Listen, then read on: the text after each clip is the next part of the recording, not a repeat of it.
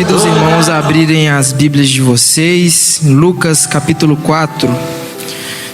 Enquanto os irmãos abrem, é tão bom, né? A gente vir para a casa do Senhor. Eu estava ali na porta, falei com a irmã que eu posso ter o dia mais cansativo de todos, mais estressante de todos, que quando eu chego aqui na congregação, quando eu chego aqui na igreja, eu sinto uma paz, um alívio, um descanso que nenhum outro lugar pode proporcionar. Só a presença do Senhor, né? No versículo 3, vai dizer assim: E disse-lhe o diabo: Se tu és o Filho de Deus, ordena que esta pedra se transforme em pão.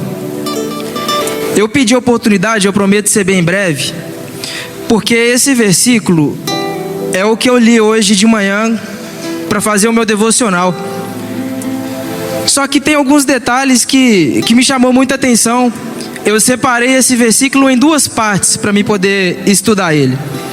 Primeira parte: E disse-lhe o diabo: Se tu és o Filho de Deus.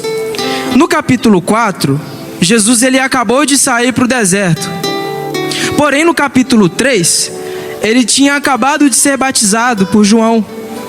E a palavra do Senhor diz que no momento em que ele é batizado, que o céu se abre, que sobre sua cabeça desce o Espírito e que dos céus brada uma voz dizendo: Este é o meu filho que eu me comprazo, o filho que eu amo, a qual eu me comprazo.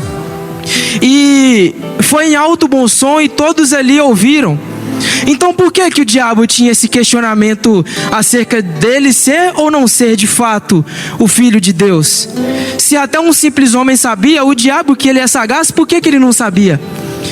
Foi onde o Espírito Santo tocou no meu coração e disse que o diabo ele não tem dúvidas que Deus nos vê como filhos de Deus, mas que quando o diabo nos questiona se somos ou não filhos de Deus, não é sobre o diabo e Deus, é sobre o diabo e nós. É sobre olharmos para nós mesmos e nós temos dentro de nós a identidade de sermos filhos de Deus. Porque Deus nos identificar como os filhos de Deus é algo óbvio, a qual Ele nos criou. Mas quando a gente se coloca na posição de filhos de Deus, aí a conversa muda. Porque quando a gente se coloca na posição de filhos de Deus, a gente sabe que a gente tem um Pai que cuida de nós. A gente passa a se lembrar que além das coisas da terra, existe um Deus acima da terra, que habita no céu, que olha por nós e protege os seus. E em quantas oportunidades a gente não dá espaço para o diabo colocar essa dúvida nas nossas cabeças? Você de fato é o Filho de Deus? Eu lembro que enquanto eu estudava Gênesis, o Adão pecou e Deus perguntou: Adão, onde você está? É um outro questionamento que eu fiz. Deus ele sabe de todas as coisas, então por que estava perguntando a Adão onde ele estava? A verdade é que Deus ele é soberano e Ele conhece o nosso íntimo, e assim como fala em Jeremias, antes mesmo da gente colocar os pés na terra, antes do ventre de entrarmos nos ventres de nossas mães, Ele já tinha a nossa história e já sabia os caminhos da qual a gente deveria seguir. Só que quando Ele questiona onde você está, Ele está convidando a mim, convidando a você a fazer um autoexame. Onde você está? Você de fato se lembra que é o Filho de Deus? Você está dando espaço para o inimigo te distanciar dessa única certeza da qual Jesus veio e nos entregou? Que somos filhos de Deus e que existe um reino preparado para os seus.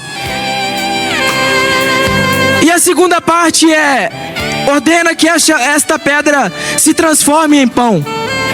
Tem algo que os obreiros dessa casa falam repetidamente, algo que eu coloquei no meu coração. Irmãos, o diabo não tem nada.